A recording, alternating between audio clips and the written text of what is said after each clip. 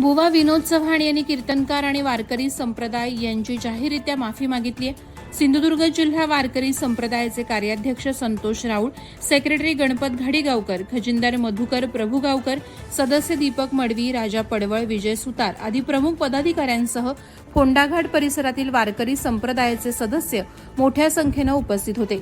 भजनी बुवा विनोद चव्हाण यांना फोंडाघाट येथील राधाकृष्ण मंदिरात या वक्तव्याचा जाब विचारला। त्यानंतर सर्वांच्या उपस्थितीत भजनी बुवा विनोद चव्हाण यांनी जाहीर माफी मागितली आहे। ह भ प या शब्दांची खिल्ली उडवून अश्लील पद्धतीने कीर्तनकारांवर केलेली टीका त्यांना फारच महागात पडली। भजनी बुवा विनोद चव्हाण यांनी माफी मागून आपण अशी चूक पुन्हा करणार नसल्याचं मान्य केलं। भजनी बुवा विनोद चव्हाण यांनी डबलबारी सामन्यात हबक कीर्तनकारांबद्दल त्यांनी जे वक्तव्य अश्लील आणि वाईट अशा पद्धतीचे वक्तव्य केलेले होते, याबद्दल आज आम्ही या ठिकाणी सिंधुदुर्ग जिल्हा वारकरी संप्रदायाने त्यांना या शब्दाचे जाब विचारलेला आहे आणि ते शब्द त्यांना मागे घेण्यास सांगितलेले आहे।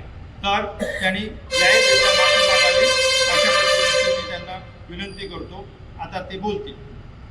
या ठिकाणी हरिभक्त पारायण सिंधुदुर्ग जिल्हा वारकरी संप्रदाय, हरिदास कीर्तनकार संप्रदाय हे सगळे लोक या ठिकाणी जमलेले आहेत आणि जो प्रकार त्या दिवशी त्या डबलबारीच्या माध्यमातून झाला, माझ्या तोंडातून जे शब्द निघाले ते जाणीवपूर्वक मी केले नव्हते, तरी अनावधाने माझ्या तोंडातून आले। त्याच्याबद्दल मी मनापासून नम्रतेने सगळ्या संप्रदायाची मी माफी मागतो।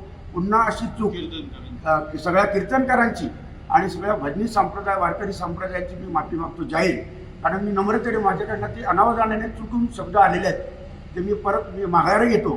पुन्हा चूक अशी कधी होणार नाही असं मी जाहीर प्रामाणिकपणे सांगतो आणि सर्वांची पुन्हा एकदा माफी मागून हा विषय इथेच संपवावा आणि ह्याच्यानंतर पुन्हा अशी चूक होणार नाही। याच्या पुढे संपूर्ण ग्रुपला किंवा सर्व जेवढे वारकरी संप्रदाय यांनी हा विषय इथे संपून मला या ठिकाणी सहकार्य करावे।